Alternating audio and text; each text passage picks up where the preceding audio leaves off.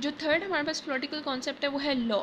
Law basically is a body और principle recognised and applied by the state. ऐसे principle जिनको state ने recognise किया है, उनको पहचाना है या उनको नोटिस में एक डॉक्यूमेंटेड फॉर्म में लिखा हुआ है, and applied to the state through a set of institution. कुछ इंस्टीट्यूशंस और लॉ मेकिंग इंस्टीट्यूशंस होते हैं जो कि इनको अप्लाई करते हैं।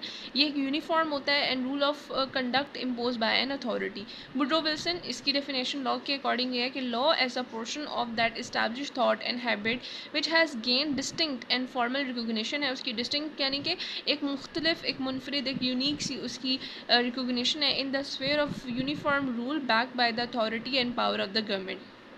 इसकी करेक्टरिस्टिक्स हैं कि लॉ एक्सटर्नल एक्शन होता है पीपल का, इसकी डेफिनेट और यूनिवर्सल एप्लीकेबिलिटी होती है, एक सुप्रीम अथॉरिटी है जो कि लॉ को अप्लाई करेगी, और ये एसेंशियल है कि आपका जो पीस है और ऑर्डर है स्टेट का वो मेंटेन रहे। इसकी वायलेशन एक क्राइम होती है। लॉ जो है ये वेलफेयर, सबकी वेलफेयर के लिए बहुत ज़रूरी है। इसको फॉलो करना लॉ क्योंकि लोगों के लिए बनाए जाते हैं, तो अगर इसको फॉलो नहीं किया जा रहा होगा तो उससे अनार्की पैदा होती है। अब लॉ हम बनाते कैसे हैं? एक तो होता है कस्टम्स, आपकी कुछ ट्रेडिशंस हैं पुराने जो कि सदियों से चले आ रहे हैं, वो आपके लॉ का पार्ट बन जाते हैं। सेकंड है रिलीजन, जैसे पाकिस्तान में मोस्टली लॉ रिलीजियस बेस हैं। किंगडम ऑफ सऊदी अरेबिया की बात करें तो उनका पूरा का पूरा लॉ जो है वो रिलीजियस है। तीसरा होता है इक्विटी। इक्विटी के फेयरनेस और जस्टिस, कुछ ऐसे लॉज होते हैं आपने देखना होता है कि ऐसी चीज़ें, ऐसे राइट्स एंड ड्यूटीज़ जो कि लोगों के दरमियान फेयरनेस कर रहे हों, जस्टिस कर रहे हों, तो उन चीज़ों से भी लॉज बन जाते हैं। फोर्थ होता है जुडिशल डिसीजंस, उनको एजुकेशंस कहते हैं।